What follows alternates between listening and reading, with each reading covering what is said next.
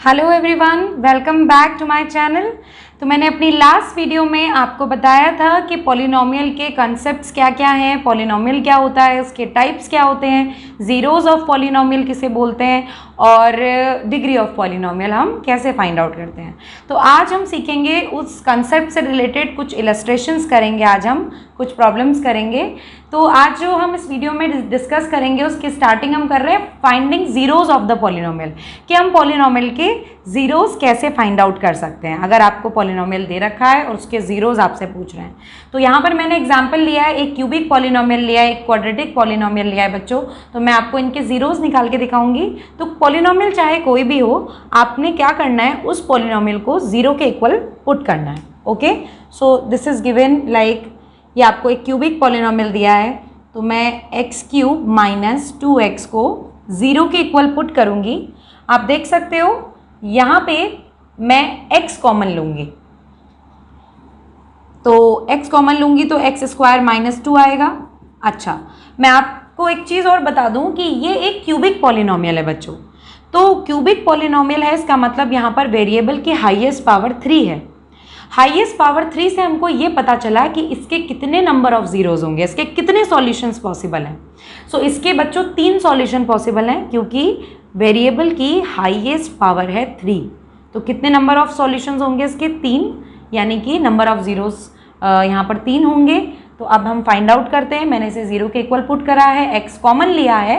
अब आप देखिए दो कंडीशंस पॉसिबल हैं, या तो ये x जाएगा नीचे डिनोमिनेटर में डिवाइड में, तो पूरी वैल्यू 0 बन जाएगी, यानी कि फिर वहाँ से एक्स स्क्वायर माइनस 2 किसके इक्वल आ जाएगा? 0 के। तो अगर मैं यहाँ से एक्स स्क्वायर की वैल्यू फाइंड आउट करूँगी तो ये आ जाएगी +2 और x की वैल्यू आ जाएगी रूट में 2 और प्लस माइनस, यानी कि +√2 और -√2। अब दूसरी सिचुएशन की तरफ चलते हैं कि अगर एक्स स्क्वायर माइनस 2 को मैं डिवाइड में भेजूँगी तब क्या होगा। तो उस कंडीशन में क्या होगा, अगर ये डिवाइड में जाएगा बच्चों तो यहाँ से इसकी वैल्यू क्या बन जाएगी? पूरे की 0। तो यहाँ से x की वैल्यू कितनी आ जाएगी बच्चों? 0। यानी कि इसके कितने नंबर ऑफ ज़ीरोज़ पॉसिबल हुए? इस यहाँ से हमने देखा कि x की वैल्यूज़ क्या क्या आई? 0 +√2 और -√2। तो आप देखो 3 ज़ीरोज़ हमारे निकल कर आए। ठीक है, तो जितनी आपकी हाईएस्ट पावर होगी उतने ही नंबर ऑफ ज़ीरोज़ होंगे। ओके, अब करते हैं अगला वाला। अगले वाले में दिया है x² + x - 12। तो अब बताइए मुझे ये कौन से टाइप की इक्वेशन है? ये क्वाड्रेटिक इक्वेशन है, क्योंकि यहाँ पर आप देख सकते हो कि जो हाईएस्ट पावर है वो क्या है? 2 है। तो इसलिए ये क्वाड्रेटिक इक्वेशन है, और हमने सीखा है कि क्वाड्रेटिक इक्वेशन को पहले फैक्टराइज किया जाता है, तभी हम वैल्यूज़ फाइंड आउट कर पाते हैं। क्लास 9th में भी हमने सीखा है। और क्वाड्रेटिक इक्वेशन को फैक्टराइज कैसे करते हैं बच्चों? क्वाड्रेटिक इक्वेशन को फैक्टराइज करने का तरीका है मिडिल टर्म ब्रेकअप। तो ये 12 है, इसका कोफिशिएंट 1 है, सो 1 × 12, 12 के फैक्टर करेंगे हम, 12 भी आएगा। तो 12 के फैक्टर करेंगे, यहाँ से आएगा आपके पास में ये फैक्टर्स आ जाएंगे 2 × 2 × 3। इसकी आपको ग्रुपिंग करनी है, 2 ग्रुप्स में, 2 टीम्स में बांटना है, जिससे प्लस या माइनस करने पर आपको मिडिल टर्म का कोफिशिएंट मिले। तो मैं इन दोनों को कंबाइन कर रही हूँ, 4 और ये 3। 4 + 3 करूँगी तो 7 आएगा, 4 - 3 करूँगी तो कोफिशिएंट आ जाएगा, क्योंकि कोफिशिएंट यहाँ पर 1 चाहिए मुझे। तो देखिए मैंने इस तरीके से लिख दिया है। अब मैं ब्रैकेट ओपन करूँगी बच्चों, तो ब्रैकेट ओपन करूँगी तो ये हो जाएगा 4x - 3x - 12 = 0।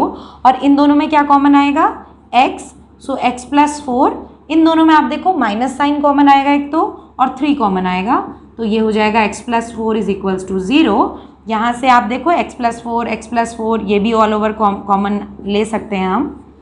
तो ये आ गए हमारे फैक्टर्स। क्या क्या फैक्टर्स आ गए बच्चों? x + 4 और x - 3। अब x + 4 को एक बार 0 के इक्वल पुट करिए, तो वहाँ से कितनी वैल्यू आ जाएगी?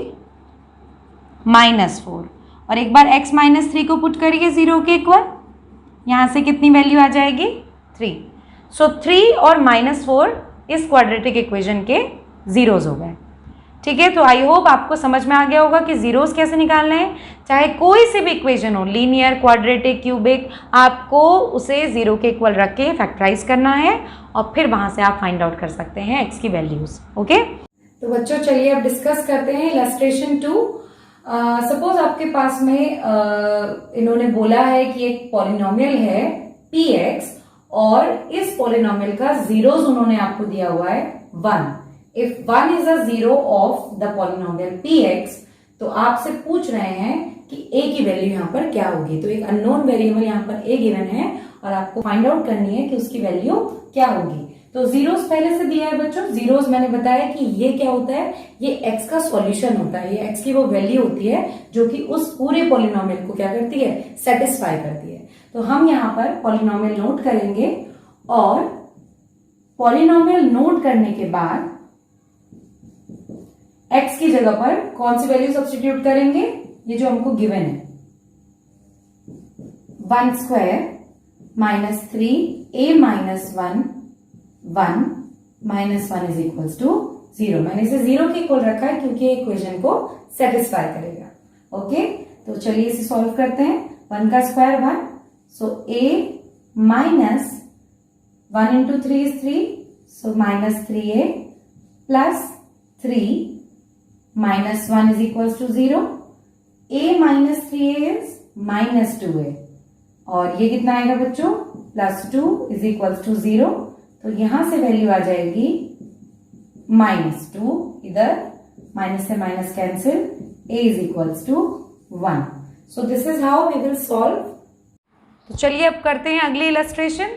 इसमें लिखा है बच्चों, if x plus 1 is a factor of x square minus 3ax plus 3a minus 7, then what is the value of a। तो आपको एक अननोन वेरिएबल है a यहाँ पर और यहाँ पे पॉलिनोमियल गिवन है आपको और बोल रहे हैं कि x प्लस 1 इसका फैक्टर है। तो कभी भी अगर बोला गया है क्वेश्चन में कि yes this particular polynomial is the factor of this the given polynomial, तो फैक्टर अगर दे रखा है इसका मतलब रिमाइंडर क्या आता है, 0। तो रिमाइंडर थ्योरम पढ़ी है हमने पिछले साल 9th क्लास में, जिसमें हम क्या करते थे, डिवाइज़र को 0 के इक्वल में पुट करके x की वैल्यू निकालते थे। तो यहाँ पर हमारा डिवाइज़र कौन है बच्चों, x प्लस 1। सो x प्लस 1 को हम 0 के इक्वल रखेंगे, यहाँ से x की वैल्यू आएगी माइनस 1। और अब हमने क्या करना है, वो जो पॉलिनोमियल हमको गिवन है उस पॉलिनोमियल में पुट कर देनी है इस x की वैल्यू। क्या वैल्यू निकाली आपने x की, माइनस 1। तो मैं माइनस 1 का स्क्वायर करूँगी, देखिए x की जगह पर मैं पुट कर रही हूँ 3a into minus 1 plus 3a minus 7 और इक्वल्स टू किसके रखूँगी इसको, 0 के। Yes, because this is the factor, तो इसका रिमाइंडर आएगा 0।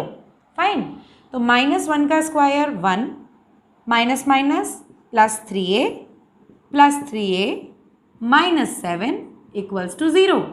3a and 3a 6a, 1 minus 7 minus 6 is equals to 0। Then 6a is equals to 6।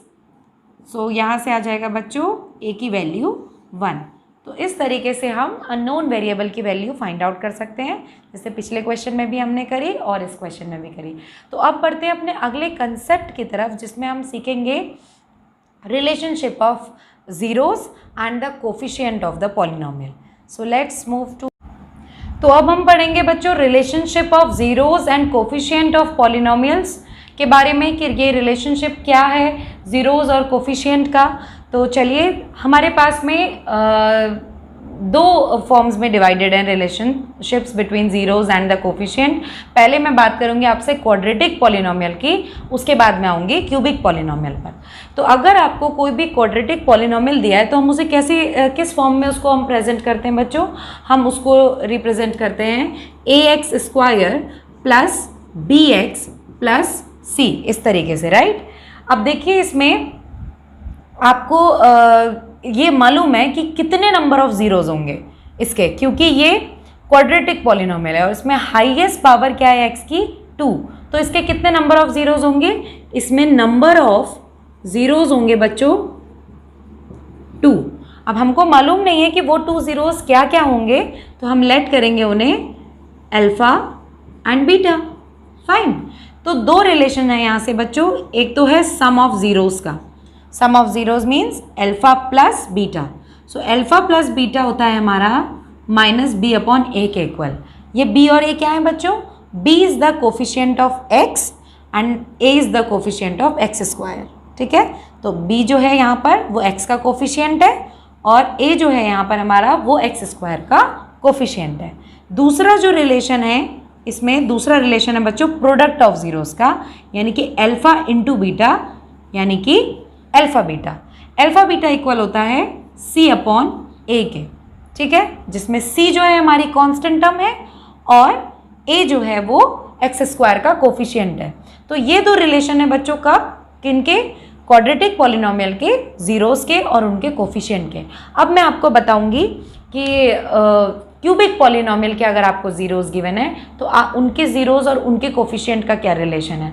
तो चलिए उसकी तरफ बढ़ते हैं और क्यूबिक पॉलिनोमियल को कैसे प्रेजेंट करते हैं, कैसे रिप्रेजेंट करते हैं हम जानते हैं। इसको हम इस तरीके से लिखेंगे ax³ plus bx² plus cx plus d, right. तो अब देखिए यहाँ से सबसे पहले आप ये देखिए कि हाईएस्ट पावर क्या है, x की 3 है, तभी तो ये क्यूबिक पॉलिनोमियल है।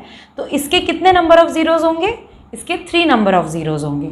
सो number of zeros is equals to 3। अब हमें फिर से नहीं मालूम है कि 3 ज़ीरोज़ क्या होंगे, तो हम लेट करेंगे alpha, beta and gamma. Okay, तो अल्फ़ा, बीटा, गामा मैंने यहाँ पे ज़ीरोज़ लेट कर लिए हैं। तो सबसे पहला रिलेशन आएगा बच्चों यहाँ पर सम ऑफ ज़ीरोज़ का, सम ऑफ ज़ीरोज़ का, यानी कि alpha plus beta plus gamma, जो कि किसके इक्वल आएगा? माइनस बी अपॉन ए के, जो कि किसके इक्वल है बच्चों? माइनस बी अपॉन ए के। बी किसका कोफिशिएंट है? x² का, और ए किसका कोफिशिएंट है? x³ का, ठीक है।